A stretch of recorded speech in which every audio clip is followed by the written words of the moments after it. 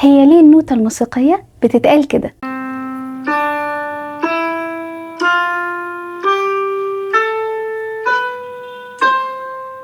دي حاجة جاية من زمان قوي، من العصور الوسطى.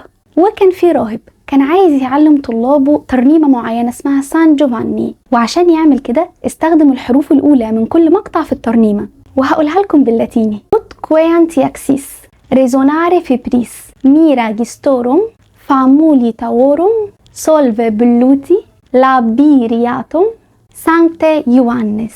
والترجمة باختصار شديد إن لما الطلاب يغنوا بأصواتهم الحرة أعمالك الرائعة هيطهروا نفسهم من الخطايا يا يوحنا أو سان جوفاني. وأكيد خدت بالك المقاطع الأولى أوت ري مي فا سو لا سي، والكلام ده كان في مدينة فلورنسا. ومع الوقت وعشان الصوت يبقى أحسن الأوت بقت دو، وده عشان أوت يعني وقعها على الودان مش حلو قوي، وفي النهاية بقت دو ري مي فا سو لا سي. كنت تعرف إن هي أصلها ديني قبل كده؟